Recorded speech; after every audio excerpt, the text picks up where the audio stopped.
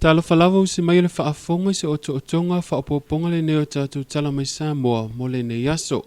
Awina atu o na leanga le mai o le loa pay e-shop ma le moa pa transfer.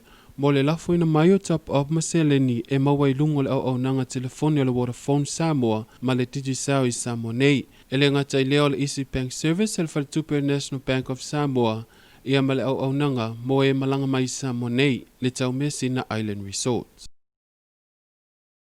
O le whangule neo le oli leo ua tele tangata uwhaitio iai ono le tele o tala wā nginga i lungo le ea e anga i tonu lava i lea whangu e whaapea o a ungo le whangu pe a tau mawhai tangata e tele lava whawhitao le tutupu mai ai.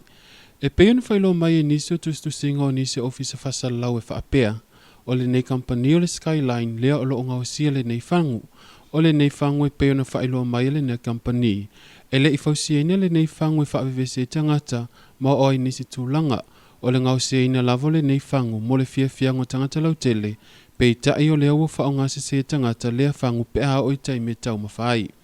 O le whangu le neo le oli ua tele ni whaatauina le lautele tangata li taime nei o nolona tau ngufie ma o le whangu ava malosi lea ua tele na alumia i so o se whalo loa e ale le whaatauina e le mamalu lautele o le atanuu.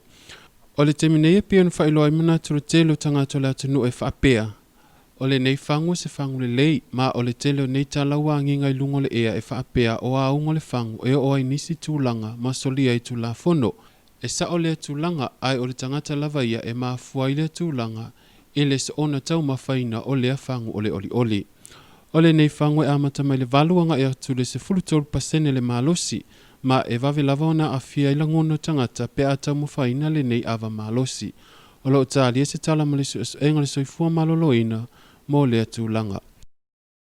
Ua whaaftaia le awhia angata e le whanga le malo i le vave ona talia atu le toi wha le lei o le whaatanua vai.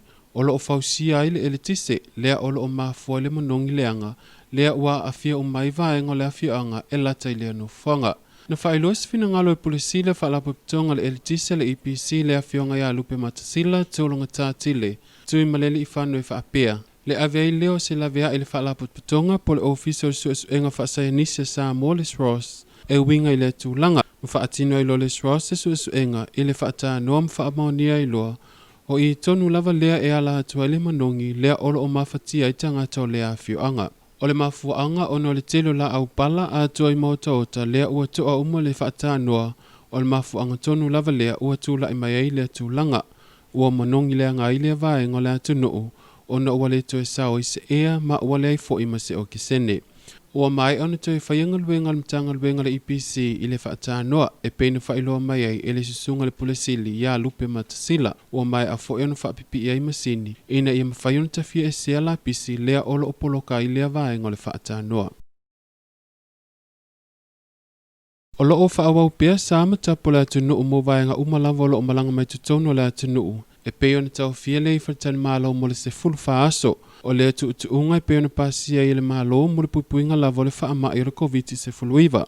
E peona whailo mai lava i nisa reporti mai lunga upenga te whailangi e o mai lava i le taimi nei e le o mawhai lava o na tūla i mai le whaama i se tūlanga le lei. O le taimi nei e whaititia ma tue whaatitele. O le tūlanga le nā lea lava o lo o matau pea. Pei tai o se tūlanga fia wa iai vai la au matau fitinga e mawhai e ona whaafoisia le nei whaamai. E te tonu lava la atunu o lo o marupupuia lava Samoa ono le vave fo iona tali atu le malo i le tele vavao matapu i le taimi whatoa a matai lea whaamai. Ai watatala niso sa ai o nisi vaenga i to atele tangata po whaalapot patonga. Lea lava o lo o whaawau pea sa matapu i lea vaenga. Ma o lo o whamanatu mai pea le soifua malolo ina i le malu lau telo la atunuu le fufuru mama o lima i taimi uma.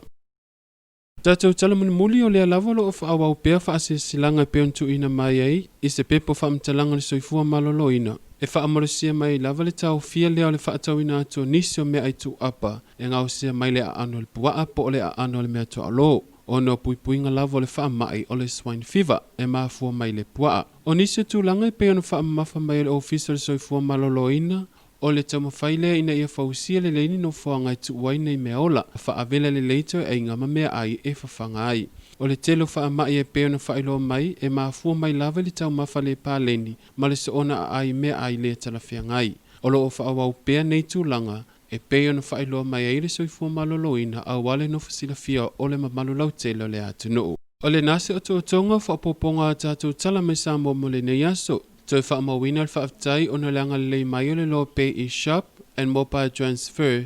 Mo le lafoina mai o top up ma se leni e mawai lungo le au nanga telefoni ala Vodafone Samoa ma le Digicel i Samoa nei. Ele ngata i leo le Easy Bank Service ale fale tupu le National Bank of Samoa ia ma le au nanga mo e malanga mai i Samoa nei le tau mea sina Island Resorts. Fasoi fuia.